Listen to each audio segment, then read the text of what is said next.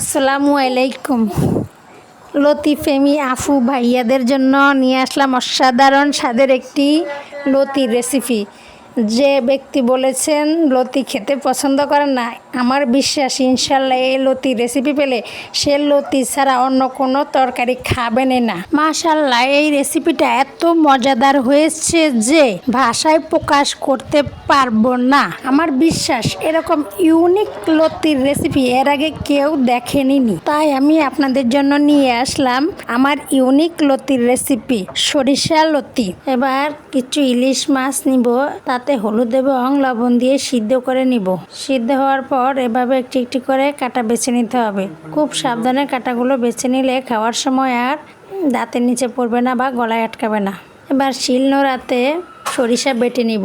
আপনারা চাইলে ব্লেন্ডারও করে নিতে পারেন, তবে আমি শিলনোড়াতেই বেটে নিয়েছি। এটা ইলিশ মাছের ঝুড়ি দিয়ে আগে অনেকবার রান্না করেছি, কিন্তু সরিষা দেওয়ার কারণে এটা স্বাদ যে এত গুণ বেড়ে যাবে বিশ্বাস করবেন না আপনারা যতক্ষণ না রান্না করে খাবেন। এই পাকে লতিগুলো ধুয়ে রাখলাম। এবার একটি কড়াইতে কিছুটা তেল দিয়ে দিব। তেলটা একটু গরম হয়ে গেলে এতে দিয়ে দিব অল্প একটু লবণ, পরে পেঁয়াজ কুচানো এবং সাথে দিয়ে দিব আদা রসুন পেঁয়াজের পেস্ট। একটু নেড়ে চেড়ে দিয়ে এর সাথে দিয়ে দিব 1 চামচ হলুদের গুঁড়া, 1 চামচ মরিচের গুঁড়া 1 চামচ একটু বেশি হবে, আর সাথে দিয়ে দিব ধনিয়ার গুঁড়া। এবার এগুলো সবগুলো আবার একটু নাড়াচাড়া করে নিব, যাতে গ্রানটা কাঁচা কাঁচা গন্ধটা চলে যায়। এরপর দিয়ে দিব 1 চামচ জিরার গুঁড়া। জিরার গুঁড়া দিয়ে একটু অল্প করে পানি দিয়ে দিব। পানি দিয়ে ভালোভাবে ঝোলটা কষিয়ে নিব।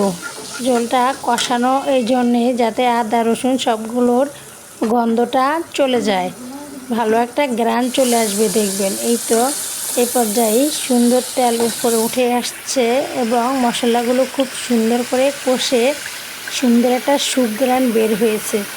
এবার এতে দিয়ে দিব বেছে রাখা মাছের ঝুড়িটা দিয়ে আরেকটু পানি দিয়ে দিতে হবে, কারণ মাছের লতিটা সিদ্ধ হবে না। তো আমি আরেকটু পানি দিয়ে দিয়েছিলাম কড়াইটা ধুয়ে।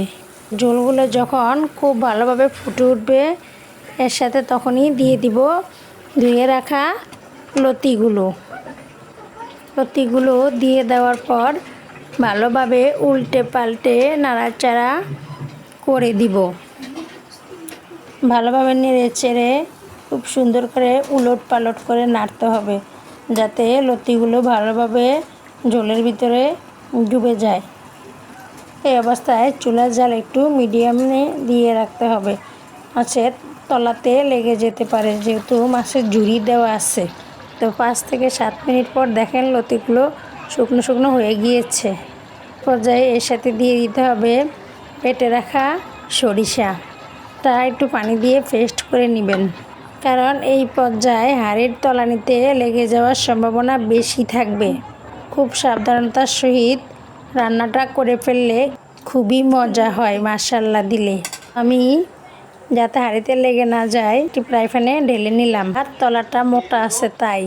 তো আমি এখানে কিছু লেবু রস দিয়ে দিয়েছি, এর জন্য দিলাম। এটা দেশি লতি ছিল, যাতে গলা না চুলকায় সেজন্য লেবু রসটা দিলে আর গলাটা চুলকাবে না। এটা আপনাদের জন্য একটি টিপস দিয়ে দিলাম আমি। তো দেখুন কি সুন্দর আকর্ষণীয় হয়েছে, বিশ্বাস করবেন না এটা খেতে যে এত মজাদার হয়েছে। পোলাও, রোস্ট, বিরিয়ানি, মাছ মাংস সব বাদ দিয়ে আপনি শুধু এই লতি দিয়ে ভাত খেয়ে উঠতে পারবেন এবং নিমিষে 2 প্লেট শেষ করবেন ইনশাল্লাহ। এভাবে আমি প্রথমবার ট্রাই করলাম, তাতে এত মজা হবে বিশ্বাস করতে পারিনি।